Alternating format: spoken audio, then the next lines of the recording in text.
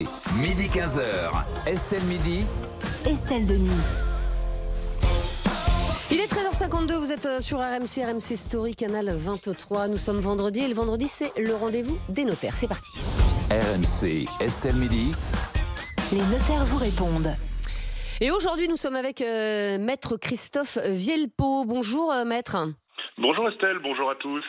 Et on a une question d'un auditeur à vous soumettre. Maître, bonjour. Avec mon conjoint, nous avons décidé d'acheter un bien immobilier pour le mettre en location. J'ai entendu dire qu'il existait un bail notarié. En quoi ça consiste? C'est une question de Lucas. Très bien, merci Lucas pour votre question.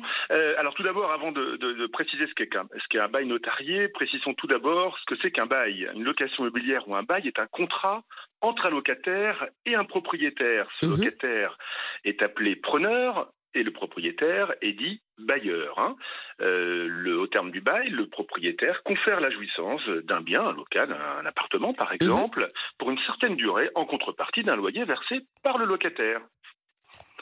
Alors, et est-ce que c'est bien de faire un bail notarié, c'est-à-dire chez le notaire, ou est-ce qu'il n'y a pas besoin finalement? Alors, il y a deux types de baux. Il y a le bail sous seing privé qui est entre particuliers, et puis il y a le bail notarié qui est un acte authentique, c'est-à-dire rédigé par un notaire, qui est un tiers de confiance impartial et signé par les parties. Alors effectivement, ce bail présente plusieurs avantages. Le premier, ce bail rédigé chez un notaire présente toutes les garanties de cet acte authentique, notamment une date certaine. C'est-à-dire qu'elle n'est pas contestable, et elle ne nécessite donc pas de faire l'objet d'un enregistrement auprès du Trésor public.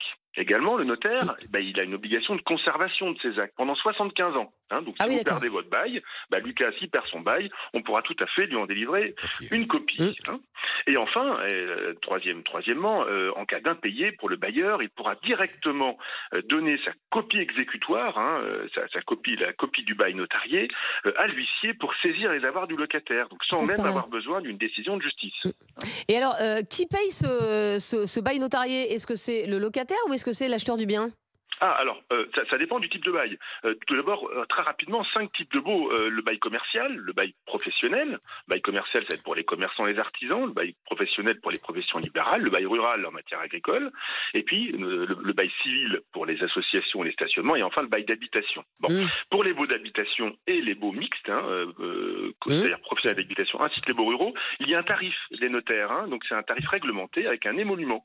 Par exemple, prenons Lucas, qui conclut son bail avec Nathalie, un bail nu, moyennant un loyer de 500 € par mois. Les frais seront estimés à peu près à 450 € et ils seront supportés obligatoirement. Oui, parce que dedans il y a des droits d'enregistrement également, et ils seront supportés moitié-moitié entre Nathalie et son bailleur. Donc ça coûtera réellement à Lucas 250 €, à Nathalie 250 €. Par contre, les frais de diagnostic sont entièrement à la charge du propriétaire. Pour les autres baux, type baux commerciaux ou baux professionnels, à ce moment-là, c'est un honoraire qui est librement fixé entre le notaire et les parties, qui peuvent être partagées entre le bailleur et le locataire ou pris en charge par l'un ou par l'autre. Et alors, dernière question rapide, maître. Qu'est-ce qu'on doit avoir comme point de vigilance lorsqu'on signe un bail ? Justement, le notaire va s'assurer de plusieurs points, notamment l'identité des parties. Oui, c'est mieux. Oui, bien sûr, de vérifier que le propriétaire, le bailleur, est bien propriétaire du bien. Et puis notamment, il va vérifier pour le locataire que le loyer est fixé conformément à la loi. Il y a des règles en matière notamment de zone tendue. On va vérifier que le dépôt de garantie est conforme à la loi, c'est-à-dire sur un bail d'habitation classique, c'est 1 mois de loyer maximum. Et on va également vérifier l'ensemble des diagnostics légaux obligatoires, qui sont l'amiante, le plomb, le DPE, notamment selon les situations. Voilà. Merci beaucoup, maître, pour toutes ces informations. Tous les vendredis, le rendez-vous des notaires dans Estelle Midi sur RMC. Dans un instant.